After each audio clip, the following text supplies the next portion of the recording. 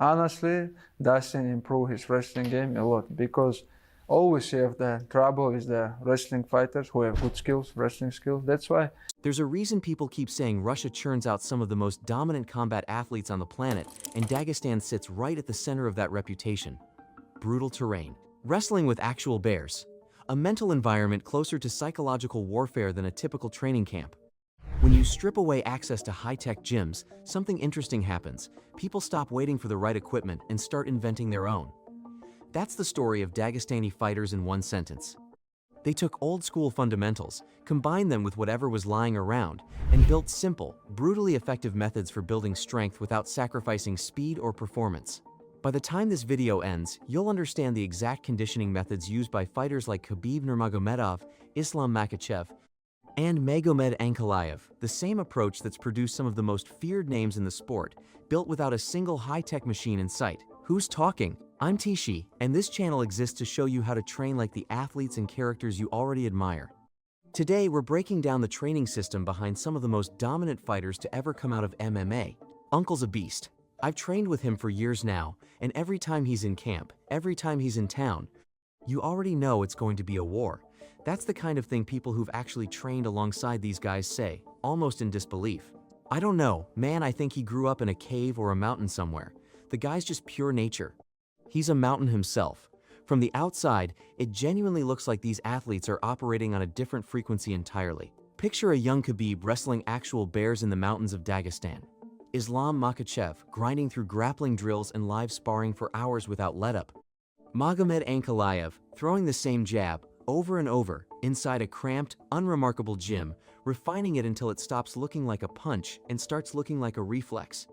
These aren't just isolated, dramatic moments captured on camera, they're small windows into a much larger, deliberate training philosophy, one that shapes not just their workouts but their entire daily rhythm and way of living. So let's actually get into it, how bodyweight training builds a kind of functional strength no machine can replicate, and how the mountains themselves became the most valuable training partner these fighters ever had. The mountains as equipment. Out here in Dagestan, fancy gyms and modern equipment simply aren't the norm. So fighters adapt, they work with whatever the land gives them, and more often than not, that means turning the raw, unforgiving mountains into a training ground, more demanding than anything a commercial gym could offer, and arguably better suited to what fighting actually requires from a body. Instead of jogging on flat, predictable pavement the way most people do, these athletes sprint straight up steep inclines, frequently with heavy logs or rocks loaded across their shoulders. The terrain itself refuses to cooperate. Uneven, unpredictable ground that forces constant balance corrections and builds the stabilizer muscles that become critical the moment a fight moves into grappling range or a striking exchange. At altitude, even breathing becomes a kind of opponent. The air thins out, and every inhale feels like it's working twice as hard for half the oxygen. But that discomfort isn't wasted, there's real physiology behind it. Training at roughly 2,000 meters above sea level forces the body to adapt in ways that pay dividends later. The body responds by manufacturing more red blood cells to compensate for the reduced oxygen available at that elevation. Then, once a fighter returns to sea level or a lower altitude, that adaptation doesn't disappear, it becomes a massive advantage. Oxygen suddenly gets delivered through the body with dramatically improved efficiency, translating directly into the kind of deep well cardio that lets a fighter stay sharp deep into the later rounds when everyone else is fading. This isn't a theory dreamed up after the fact, it's a documented part of how these athletes actually train. Khabib Nurmagomedov has built his own conditioning around exactly this kind of mountain work, regularly covering distances of up to 20 kilometers through the mountains during his training camps. But the mountain training goes well beyond simple distance running. Alongside their structured indoor sessions, these fighters construct improvised training setups directly out of the landscape, rock standing in for weights, logs standing in for barbells. They take it further still by grappling on uneven, unstable terrain, adding a layer of difficulty and unpredictability that flat mats simply can't replicate. And then there's one of the most punishing exercises in their arsenal, bear crawling straight up a steep hillside, down on all fours, crawling uphill for what can stretch into hours at a time. Here's the part that matters just as much as the physical side though. While their bodies are burning and their lungs are fighting for air, something else is being built in parallel: mental toughness that simply can't be manufactured any other way. And all of it happens alongside teammates, pushing each other through the exact same suffering, forging something close to brotherhood in the process.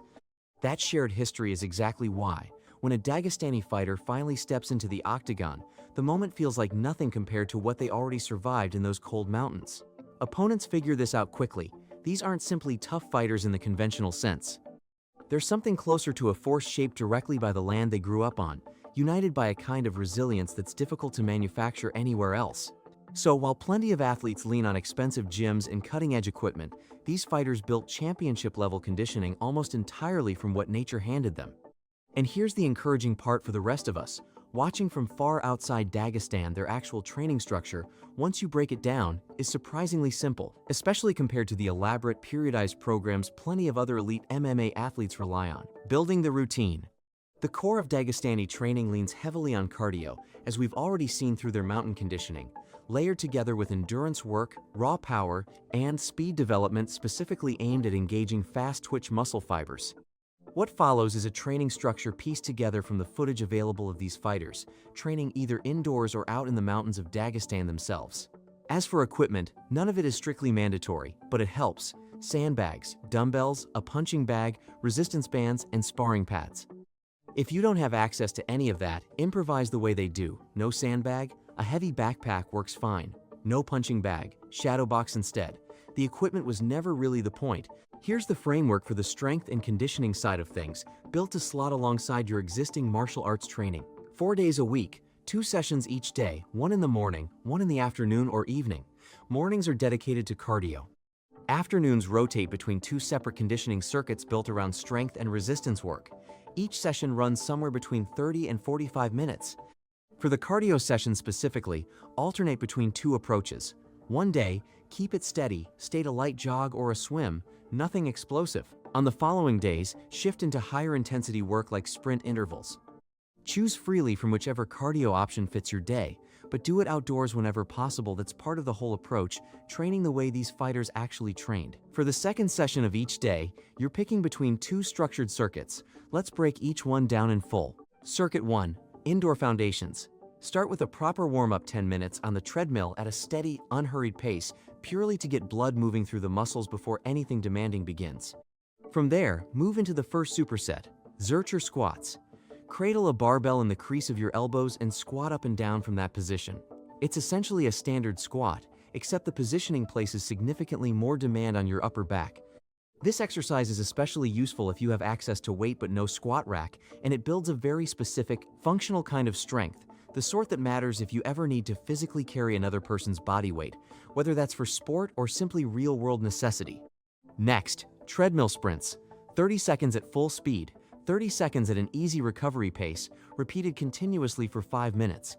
This is where cardio and explosive output start working together. On the very last sprint interval, hold nothing back, go at full effort. Once that's finished, move into the classic bench press, using either a barbell or a pair of dumbbells. This targets the chest, triceps, and anterior deltoids, building the kind of upper body strength that translates directly into punching power and fast, forceful movement while standing. Follow that with standard push-ups, 5 sets of 15 repetitions, with the final set taken all the way to failure. If you want to raise the difficulty, load a backpack with extra weight. Somewhere around 5 to 10 kilograms should be plenty for most people, though more experienced athletes can push heavier. The next superset moves to the bag, 2 minutes of bag work or shadow boxing, alternating freely between combination drills. Use this window to sharpen fundamentals, build speed, or focus on raw power, whichever you need most. The key detail is working in continuous 2-minute bursts with minimal rest between rounds. After that comes burpees, a full minute of continuous work without counting individual reps.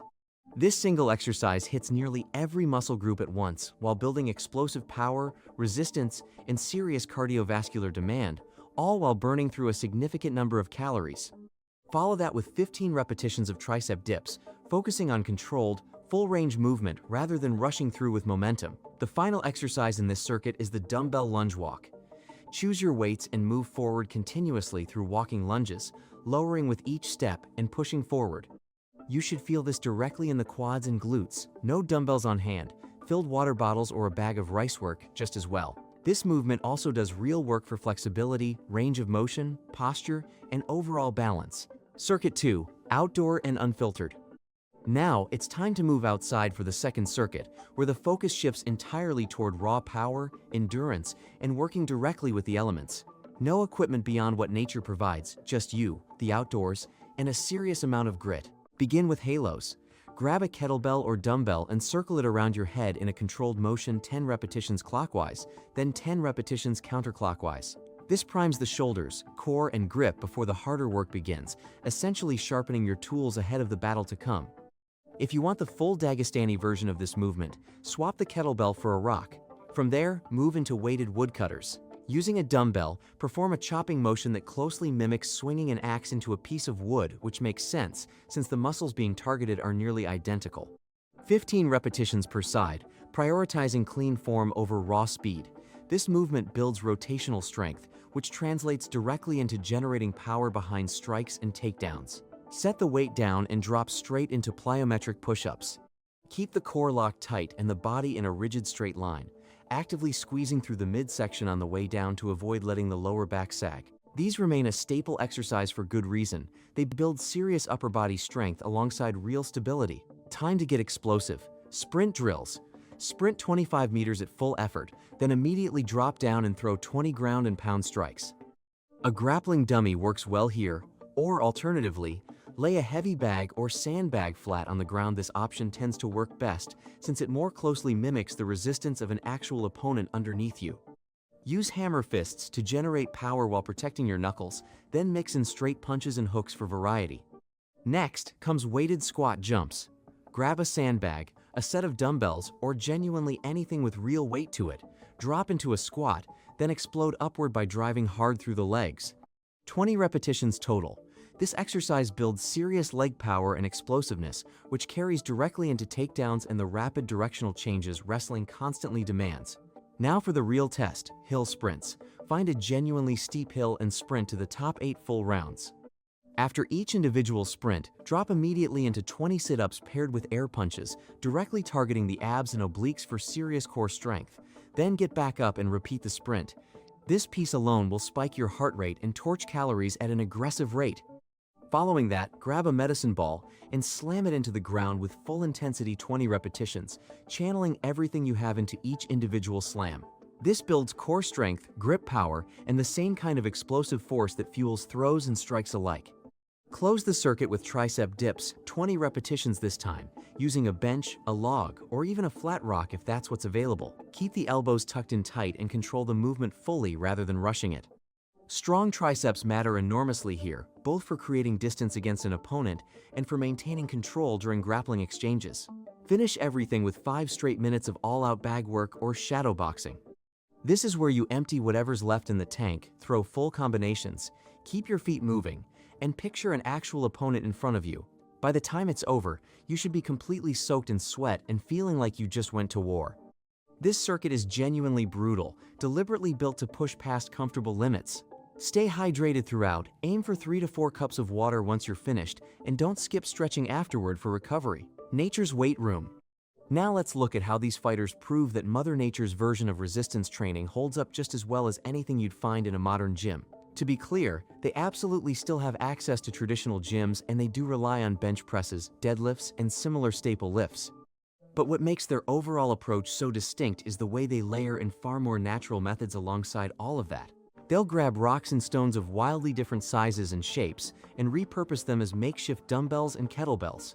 And counterintuitively, these irregular stones actually build superior grip strength compared to standard gym equipment.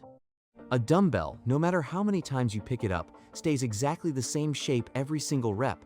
Stones don't offer that consistency. Every single lift presents a slightly different challenge, forcing the fingers and forearms to constantly readjust just to maintain a secure hold on something inherently unpredictable. Forging the mind. You've now seen how thoroughly Dagestani fighters turn their surrounding environment into a relentless training ground.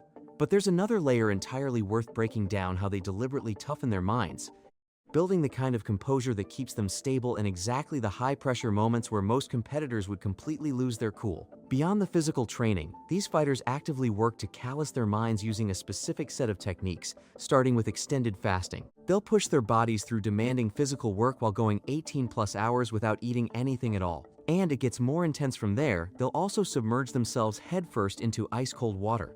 Beyond any physical recovery benefit for sore muscles, this functions primarily as psychological training. teaching the mind to remain calm and centered even while every instinct in the body is screaming to escape the discomfort. All of this mental conditioning happens largely in isolation. These are people who willingly cut themselves off from outside distraction entirely, narrowing their focus down to nothing but the craft itself.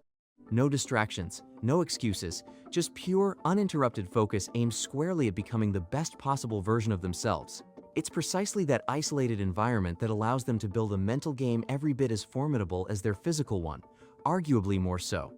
Consider what's actually happening in those moments, alone with nothing but your own thoughts, staring directly at your fears, pushing straight through hunger, fighting against the elements without anyone there to help or witness it. That process doesn't just make someone a better fighter. It fundamentally changes who they are as a person, layer by layer, session by session, long before anyone ever sees them compete. That's the real reason Dagestani fighters walk into the octagon looking so unshakable. By the time they get there, they've already faced their most difficult opponent themselves, alone, in the cold, with nothing but willpower to lean on. And that's precisely what makes them some of the most formidable competitors anywhere in the sport today. The takeaway. What these fighters have demonstrated, again and again, is that with enough creativity and determination, literally any environment can become your personal training ground, no expensive equipment required.